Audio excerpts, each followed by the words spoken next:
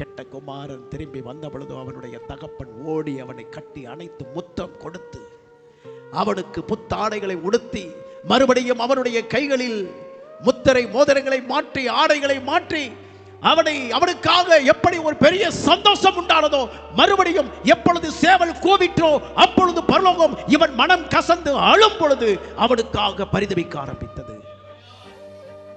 3 முறை அவன் ரட்சிப்பை தன் வார்த்தையினாலே மறுதலித்தான்.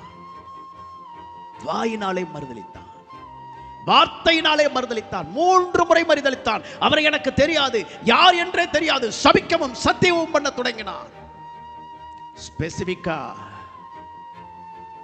இவனுக்காக மறுதலித்து தேவனை விட்டு புறம்பே போன பேதுருவுக்கும் ஒரு வார்த்தையை சொல்லி தேவன் அனுப்புகிறார். நீ சீசர்களை மாத்திரமல்ல, என்னை விட்டு முற்றிலும் வெளியேறி போன பேதுருவுக்கும் மறுபடியும் நான் அழைப்பை கொடுக்கிறேன். அந்த இடத்திற்கு பேதுரு வர வேண்டும். ஹல்லேலூயா. மறுபடியும் பேதுரு அந்த இடத்துல வந்து நிற்க வேண்டும் என்று சொல்லி தேவன் விரும்புகிறார். அவர் இழந்து போனதை தேடவும் கெட்டு போனவைகளை ரட்சிக்கவுமே மனுஷகுமாரன் வந்திருக்கிறார். இழந்து போனவைகளை தேடவும் கெட்டு போனவைகளை ரட்சிக்கவுமே மனுஷகுமாரன் வந்திருக்கிறார். இழந்து போனவைகள் அல்ல, தேவன் இழந்து போனவைகளை மறுபடியும் சேர்த்துக் கொள்வதற்காகத்தான் வந்திருக்கிறார். அவர் உங்களை புறமே தள்ளுகிற தேவன் அல்ல, உங்களை சேர்த்துக் கொள்ளுகிற தேவன்.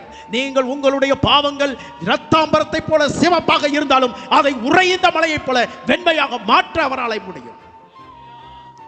ஹல்லேலூயா. அதனாலே மறுபடியும் பேதுருக்கு ஒரு குட் நியூஸ். பேதுரு நினைக்கலாம், இனி நான் அவருடைய சமூகத்திற்கு வருவதற்கு தகுதியானவன் அல்ல. தேவன் மறுபடியும் உன்னுடைய பேரை அவர் பரலோகத்திலிருந்து டிக்ளேர் பண்றார். பேதுரு, நான் உன்னை நேசி, நீ என்னை வெறுத்திருக்கலாம், நீ என்ன புறம்ப விட்டுட்டு போயிருக்கலாம், நீ என்ன தூசிச்சிருக்கலாம், நீ என்ன சபிச்சிருக்கலாம், நீ சத்தியம் பண்ணியிருக்கலாம், நீ என்ன வேணாலும் பேசியிருக்கலாம்.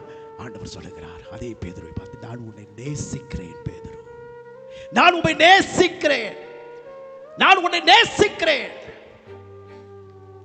அல்லேலூயா. நான் உன்னை நேசிக்கிறேன்.